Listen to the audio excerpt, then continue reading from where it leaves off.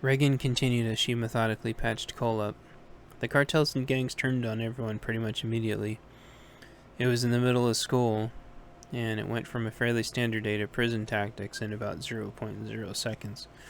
Some wanted to stay and fight, others banded together and ran.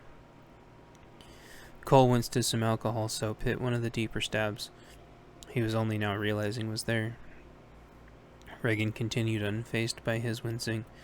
The computer geeks seemed to be the most prepared, something about always knowing this would happen and having all kinds of fantasy plans. They scooped up their computer gear and came here. The idea was that this would be the last place anyone would care about since it's only computer stuff. It doesn't have fashionable shoes, food, or plants.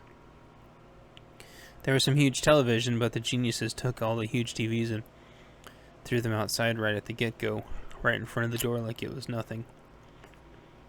Cole nodded, interested in getting caught up with the situation down here. We hadn't heard anything, sorry. Communications have been down for what seems like ages. Seeming to have Cole tuned out, Reagan snickered slyly about the TVs being thrown outside as she continued mending Cole and going through the story. People came to loot and saw the TVs were already out here. A lot of mini skirmishes took place with eventually a garbage truck smashing through the battle and destroying the TVs. People were trying to get through the doors later, and the guys went and trashed the locks so nobody could get in short of a torch or saw. They also made the store look thoroughly looted and moved all the important stuff behind prying eyes.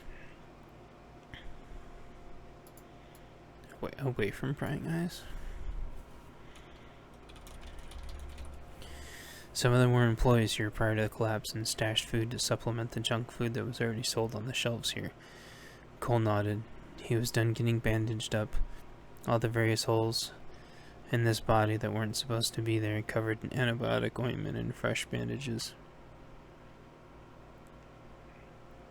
Reagan was about to say a little something about how the techies were putting together some kind of little internet, but was cut off by the other two guys with computer circuit board spears coming back in to check on them. The leader would like to see him now. He's cleaned up enough for now, right? Reagan looked him over and seemed fine. Sure, thanks, guys.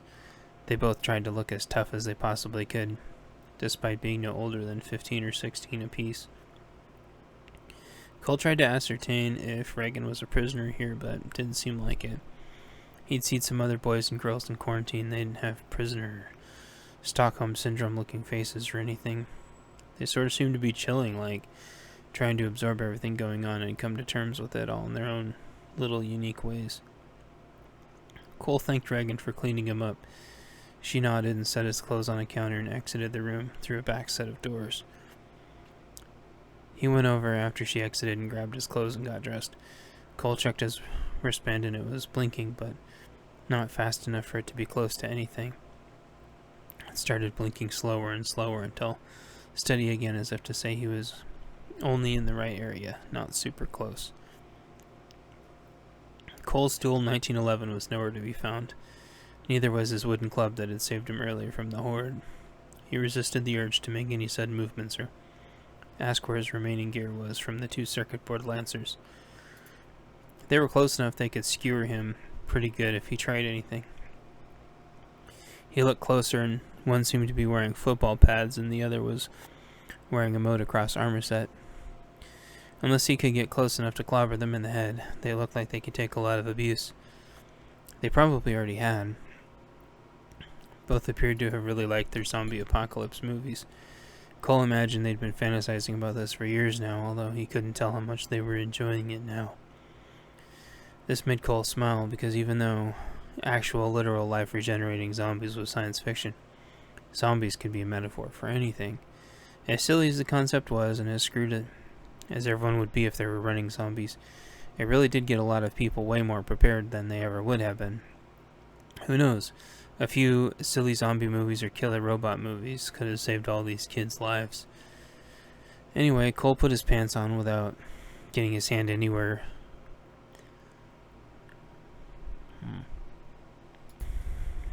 Anyway, Cole put his pants back on and the kids seemed to relax. The two Lancer kids motioned for Cole to come with them. Cole silently went with them, and They led him through the maze of back rooms filled with various supplies and kids huddled together in the twos and threes under blankets. The two Lancer kids stopped and motioned Cole through a set of doors covered by plastic. The first set of security guards handed Cole off to a second set on the other side of the plastic doors. They looked like they had modified nail guns they'd scavenged from a job site or something. One patted Cole down while the other covered him. On the nail guns, the magazine-like apparatus could have probably held about 100 nails, and both kids had 3 extra magazines that he could see.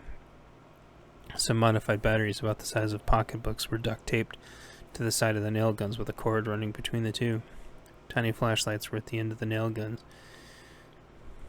to see what you were nailing into when you pressed your finger on the nail gun trigger.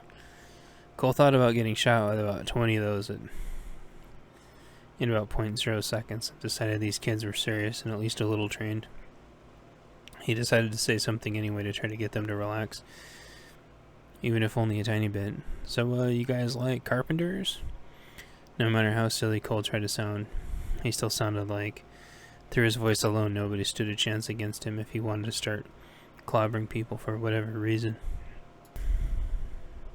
They both looked at each other as they walked unfazed. They got a few steps away and the plastic and doors separating the two areas closed. There was more lighting in here, but he couldn't see the edges. He imagined a heavy plastic sheeting over the lower windows, except where it was planned for people to see the theater illusion of a wrecked and looted useless computer building. The two kids looked at each other as they walked, and one said to the other, "Yeah, my buddy here really likes wood." The other one patted his nail gun and said, "I'm pretty accurate with this thing. I know your dick is small, but I'm still pretty sure I could shoot it off." "Yeah, your girlfriend didn't think it was small last night." There was an undertone of playful humor in the way he said it. "Yeah, actually she did. She told me," he said matter-of-factly, as if to pretend there was some kind of truth that a similar but unserious conversation had taken place. The banter trailed off without any animosity in the air. The Jabs spoken as casually as asking if you wanted your groceries in a paper or plastic, before plastic bags had been banned.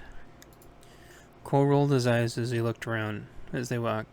If he was any concern to them, he couldn't tell. He wasn't sure if he should be concerned or not, so he tried to not think about it. As they walked, Cole noticed more kids huddled around on mattresses under blankets, usually in twos. They didn't appear in shock, but weren't quite settled either. They'd all obviously seen some serious crap. Cole didn't want to think about all the horror these kids had seen due to parents opening up the country to some of the worst people the world had seen in all of history. Some of them were sitting up, sharing a hot beverage that they passed around to sip on. It smelled like soup to Cole. He really wanted to feed these kids. The girls didn't look over 110 pounds, and the boys didn't look over 150. Cole sniffed again, and it smelled like a cheap packet of noodles. That was all the rage when you were dirt poor. He thought to himself and realized he didn't have any food, or he would have shared. Cole absolutely hated himself when he knew there were kids going hungry, but there was nothing he could do. Yet. Cole, with his 2 armed escorts, had nearly crossed the back of a large computer warehouse when they heard a commotion all at the same time. Cole immediately moved to where the dispute was coming from, and one of the guards held the nail gun on him and the other pointed in the direction of the noise. A girl was crying and 2 boys were yelling about something probably idiotic.